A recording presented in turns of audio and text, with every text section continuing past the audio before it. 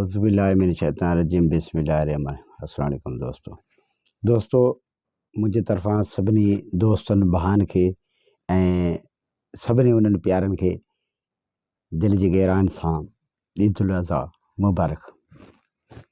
ऐं जेके बि दोस्त हज जी सआदत हासिलु करे आया आहिनि उन्हनि खे बि दिलि जी गहराइनि सां लख लख मुबारक। दोस्तों कुर्बानी हिकिड़ो अज़ीम जेको हिकिड़ो जज़्बो आहे ऐं उहो अहसासु इंसानी कैफ़ियत जी जेका जो जेको अहसासु हूंदो आहे त माण्हू कंहिंखे पंहिंजे जेका असां मोहबत या जेका हुनजी चाह जो जेको हिकिड़ो कैटेगरी आहे उनखे ज़ाहिर करे थी त हू केतिरे हद ताईं जेका असां हुन सां मोहबत करे थो। हज़रत इब्राहिम अलैहिस्सलाम जो जेको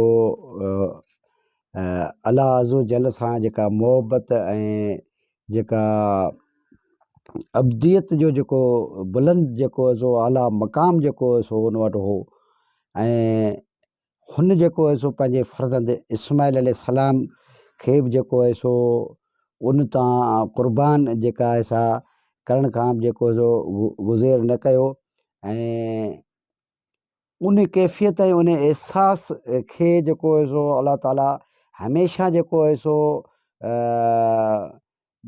महफ़ूज़ बनाए ऐं जेको आहे सो उहो हिकिड़ो त्योहार ऐं हिकिड़ो ईद जो जेको आहे सो बुलंद मक़ाम जेको आहे सो उनखे अता फ़रमायो।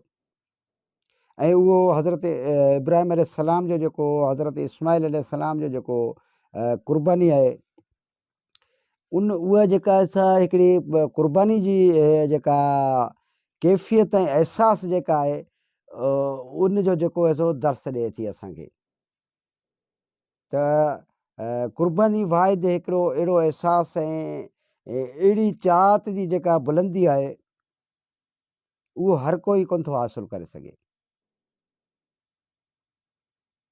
असां वटि जेको आहे सो हिन दौर में काफ़ी माण्हू जेके आहिनि पंहिंजा नंबर वधाइण जे लाइ जेको सो ख़ुशामदूं कंदा आहिनि ऐं जेके चिमचागिरियूं जेके कंदा आहिनि उहो त सभु कुझु जेको आहे सो कंदा आहिनि जेका असां पंहिंजो स्टेटस ठाहिण जे लाइ ऐं जेको आहे सो पंहिंजे जेको उन्हनि जो सरबराह हूंदो आहे उनखां वधीक हासिलात वठण जे लाइ पंहिंजा नंबर ठाहिण जे लाइ कंदा आहिनि। पर क़ुर्बानी वाहिद अहिड़ो हिकिड़ो अहसासु ऐं अहिड़ी कैफ़ियत आहे जेका हर कोई कोन थो हासिलु करे सघे। मुनाफ़िक़ चिमचागीर इहे कॾहिं बि कोन था हासिलु करे सघनि। क़ुर्बानी उहो ॾेई सघे थो जेको सची दिलि सां जेको आहे सो पंहिंजे क़ुर्ब ऐं मोहबत जो जेको अहसासु रखे थो पंहिंजे मोहसिन जे लाइ उहो पंहिंजो सभु कुझु जेको आहे सो उन मोहसिन तां फ़िदा करे सघे थो ऐं हुन ते क़ुर्बान करे सघे थो। हीउ वाहिद उहो जेको आहे सो अमल आहे जेको हर कंहिंजी वस जी ॻाल्हि कोन्हे। दोस्तो हिन क़ुर्बानी जी हिन जेका ईद उल अज़हा जे मौक़े ते जेको सो क़ुर्बानी जो जेको सिलसिलो आहे उहो जारी ऐं सारी आहे ऐं जानवरनि जो जेके आहिनि बेशुमार जेके क़ुर्बानियूं आहिनि जेको पाण रस्म इब्राहिमी जेका आहे सा मल्हाईंदा आहियूं उन मज़ा जेको आहे सो क़ुर्बानी जो अहसासु ऐं उहा अमल ऐं कैफ़ियत जेका निकितल आहे ऐं अलाह असांखे बि जेको आहे सो उन ते पूरी तरह हलण जी तौफ़ीक़ अता फ़रमाए ऐं उन मज़ा हासिलात वठण जी जेका आहे सा तौफ़ीक़ अता फ़रमाए। ऐं मुंहिंजो इहो ई मैसेज हूंदो त जेका आहे सा त वफ़ा जेका आहे सा उहा सदाईं जेका आहे सा बरक़रार रखिजे।